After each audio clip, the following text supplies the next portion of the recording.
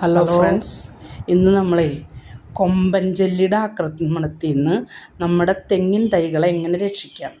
അതിനായിട്ട് ഞാൻ പാറ്റ ഗുളികയാണ് വാങ്ങിച്ചിട്ട് ഇതിൻ്റെ കൂമ്പിലത്തെ 3 ഓലകളുടെ ഇടയിൽ ഓരോ ഗുളിക വെച്ചിട്ട് വെച്ച് കൊടുക്കാം. തെങ്ങിൻ്റെ കൂമ്പിൽ നിന്ന് ഇങ്ങനെ ചവച്ച് തുപ്പിയ മാതിരി ഓലകൾ ഇങ്ങനെ വരുമ്പോൾ നമുക്ക് മനസ്സിലാവും കൊമ്പൻ ചെല്ലിയുടെ ആക്രമണം ഇതിനകത്തുണ്ട്. അങ്ങനെ ഇത് പാറ്റഗുളിയുടെ മണം കേട്ട് ചെല്ലി പോകും എന്നാണ് പറയണത്. പക്ഷേ അത് വീണ്ടും വരും. ഇടയ്ക്കിടയ്ക്ക് ഇങ്ങനെ ചെയ്തുകൊണ്ടിരിക്കും. ഇപ്പം ഈ പറമ്പിൽ ഞങ്ങൾ 10-30 തൈ വെച്ചതിൽ ഇപ്പോൾ ആകെ 15 ഉള്ളൂ. ഇത് ചെല്ലിയുടെ ആക്രമണം കൊണ്ട് തൈ നശിക്കുക 2 വിധത്തിൽ നശിക്കും. ഒന്ന് ഇതിൻ്റെ കൂമ്പ് പോയിട്ട് നശിക്കും, രണ്ടാമത് ഈ കൂമ്പ് പോയിട്ട് ആ കൂമ്പിലൂടെ വെള്ളം ഇറങ്ങിയിട്ട് പഴുത്ത് ചീഞ്ഞു പോവുകയും ചെയ്യും. പലരും പല വീഡിയോസും ചെയ്തിട്ടുണ്ട് ഇതിനെക്കുറിച്ചൊക്കെ. പക്ഷെ ഞാൻ എൻ്റേതായ ഒരു രീതിയിൽ ഞങ്ങൾ ചെയ്യണ രീതി ഇതാണ്.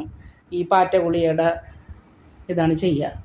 അങ്ങനെയൊന്നും എല്ലാവരും ചെയ്ത് നോക്കിട്ടാ.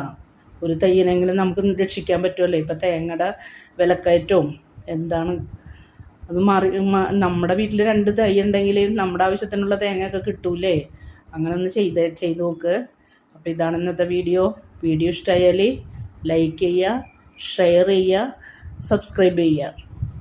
അപ്പോൾ അടുത്ത വീഡിയോ കാണും വരെ ബായ്.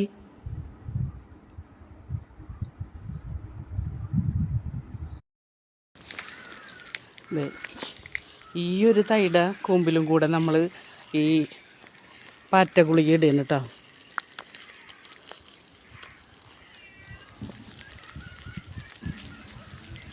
ഇങ്ങനെ കൂമ്പ് ചെടികളാണ് ഇത് കൂടുതലായിട്ട് ആക്രമിക്കുന്നത്.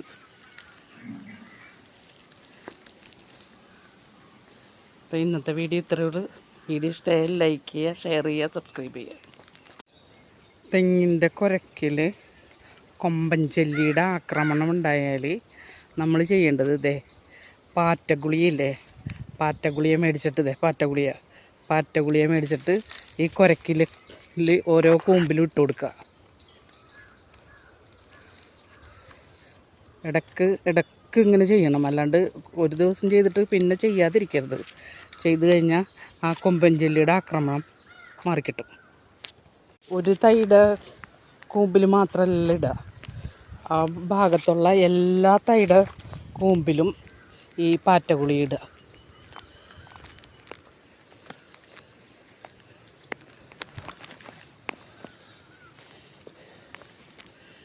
പാറ്റഗുളിയുടെ മണം കേട്ടിട്ട് ചെല്ലിയുടെ ആക്രമണം കുറയും. എന്നാലും പിന്നെയും വരും ചെല്ലി.